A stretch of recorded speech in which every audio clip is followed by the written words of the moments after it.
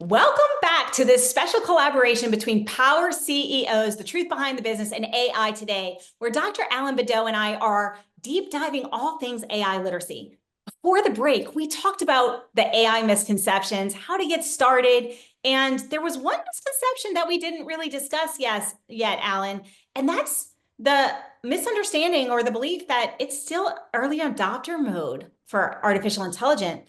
But statistically, we're over 35 to 50% adoption rate at every level of market, from micro business all the way through enterprise.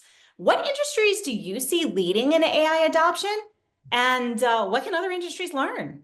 Yeah, and I think too the misconception around that is that just because it's not successful doesn't mean that, we're not in that new space. I mean, there've been a lot of challenges, a lot of overhyping, and that's really one of the bigger drivers. I think if you look at the industries where the regulation isn't as stringent, for example, maybe it's logistics, maybe it's the dynamics around that. Maybe it's, more back office, some financial, but financial can get pretty stringent too. But, those areas are really driving everybody else. And they are non-traditional IT businesses, right? And that's the key thing. That's the one of the important factors is that they are seeing problems, they have problems, they know they can solve it quickly, and they're just doing it. And that's a big advantage for them. Yeah, I see that too. I see it a lot. I mean, I'm in coaching and consulting space, and I've been adopting and for the last couple of years, and we've seen a lot in our space adopting because, quite frankly, in the small business level, and everybody says small businesses are slow to adopt, but the reality is we can't find labor. We've had a labor shortage, so we've had to come up and get scrappy and find other alternatives. And so we've turned to artificial intelligence, multimodal, operational efficiency, and the large language models to help us to grow, because quite frankly, we don't have enough hands on deck to do the things we need to do. And so I've seen it in those non-tech savvy businesses as well. The other businesses that I see, I consult a lot with professional services industries, so financial, medical, legal, technical. And there's a lot more regulation in medical or legal. And so while they're exploring these, they're a little hesitant. They're a lot more cautious before they press go. But even these businesses are at the point where they're integrating everywhere they can integrate without bumping into that regulatory guideline. And now they're exploring, well, what do I need to do to be FDA compliant in my AI integrations, for example? So I'm starting to see that shift even more towards like the clinical side and research and some of those other things. So it's really interesting. The barriers to AI are different in different industries. Like for us, I come from medicine. I no longer practice, but I have a medical background. I practiced for 20 years. And there are barriers. We don't want AI making clinical decisions for us. But the reality is they're able to present it in such a way, and they're able to diagnose more rapidly than we as experts in our space can. So we're really facing this barrier of regulation compliance, as well as, what do we do here? What is going to happen to my job? What's going to happen to my team? So talk to me a little bit about the top reasons that you're seeing AI implementations fail or fail to start. Yeah, so and your point on the regulation piece and the slowness of adoption is a very important one. It was a milestone just a few weeks ago where Johns Hopkins and the Mayo Clinic, they actually deployed the first production system, AI production system, to look at X-rays and to look at CAT scans. That's huge, right? I mean, that's a it doesn't sound like it, but it's huge. But I think the first part is you think that, oh, AI can't do it, so I'm not even going to try. So I'm gonna focus on some other things, but AI can't do it. I don't trust it. All those other reasons. So we're not even gonna try to do the hard stuff. When in reality, if they got some help, they would realize that AI can do it if it's done the right way. However, you can't rely on one tool potentially to solve all your problems. And so you get a salesman like normal, they come in, they sell you the world, you think it's going to do everything for you, And then reality hits when you start integrating it that, oh, it can't do this, it can't do this, it shouldn't do this, it never should do this. Those sort of things. And I think they don't know, folks don't think about that deep of an impact on your business. And it really is going to be key to that. And I know you see it from the resource side, the human resource side, trying to get the right folks to be able to do the right things at the right time to make the decisions, and the ones that are actually going to embrace it. How do you help folks identify those resources, or even restart a process in hiring those resources? Yeah, I mean that's a $1 million question, isn't it? And so there's a lot of fear around AI replacing jobs.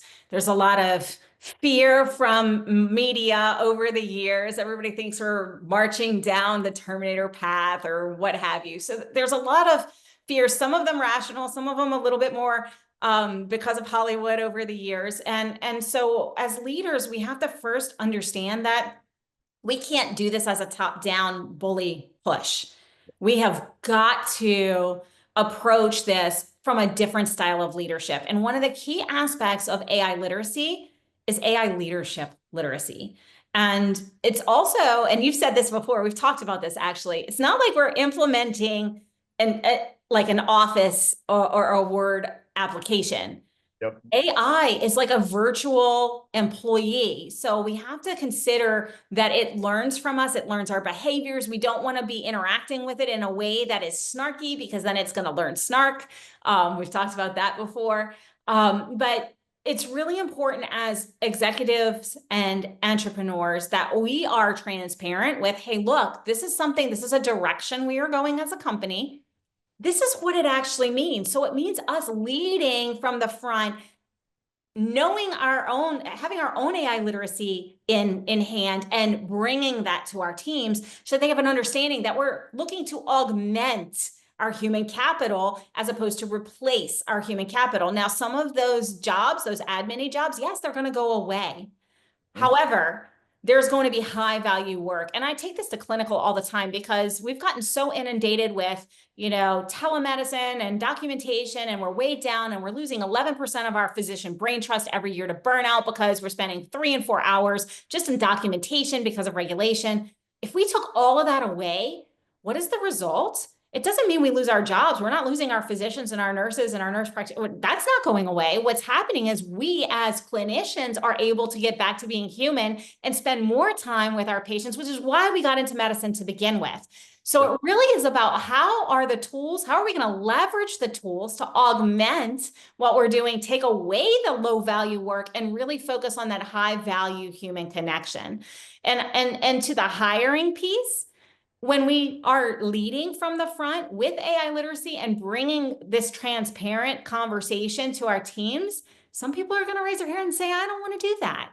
I don't think this is the direction I want to go. And we're going to release them and love them along their way and say then that's not where we don't really have a place if you're not going to leverage the tool. We're willing to train you. We're going to provide everything you knew. There will be a transition, but we understand it's not right for you, and we're going to part ways in a peaceful way. And we're going to hire from a standpoint of, listen, we're leveraging these tools so you can get back to being the clinician in that example that you wanted to be when you started your medical school journey, or whatever example that is. So I think that it's a lot of education. It's us becoming AI literate as executives and entrepreneurs, and then leading from the front and really allowing that AI literacy to bleed into all of our teams, so they can see, this is going to be something, yes, it's going to be challenging. No, we're not going to blow smoke and tell you an integration isn't going to be seamless, because no integration is seamless. There's going to be a learning curve. However, we support you along the way. We're going to provide the tools and the training that you need, and we're going to make sure that you're set for success. Yeah, and I think AI is getting a little bit of a bad rap just because of the economic cycle that we're going through. People think that, oh, this is all AI driven, and somebody's going to, let go of 5,000 people. They were going to do that anyway because they got to cut costs. If they don't hit their numbers on Wall Street, then they've got to cut costs. And now a lot of that is being attributed to AI. And unfortunately, that's just not the case. Folks are having a hard time separating that. And I think if we take a step back and we say, don't overpromise when you're doing these things, and that means don't overpromise on how it's going to help your employees, as well as your employees' ability to do different sorts of things and skill sets around that. It's going to be a lot easier for folks to be able to grasp it. Yeah, and I'm going to go back to what you said earlier in the beginning, and that start small. When we start small with the easier integrations, people get a little bit more comfortable. We want to give them the quick wins. When we think about what we're doing, we want to give our teams the quick wins so that they see, oh wow, yeah, I'm not being replaced, but holy cow, I don't have to do X, Y, and Z anymore. I get to focus on A, B, and C, which I really like and love, and I can critically think. So there is going to be a little shift towards critical thinking, and how do we monitor and who's in charge? Who is the human in charge of oversight of the virtual team, if you will, the AI team? Because that's going to be a new role that opens up, and quite frankly, it's going to take either hiring someone in, or it's going to take spending the resources to train our internal teams so that they can handle that. And of course, I'm just going to say something that you and I talk about a lot, but I want to drive this home to everybody watching. Your internal team that's never done AI before cannot be the AI implementation specialist and strategist on your team, because they don't have that repertoire. This is a place where you go to outside consults, outside help to help supplement your internal team and train them. And that's where the external consulting and the internal team growth really can be set for success. Because the reality is, if you think your existing team is going to be able to handle this, and they're not AI specialists, and they've not had this before in their purview, they're not going to learn it overnight. There are people who have been doing this for decades, and we need to rely upon some of that external resource to make sure that we're set for success. We do have to take a quick break, but we're going to dive even deeper with examples of successful AI integrations. What does that look like, and how can your business integrate successfully in just a few moments?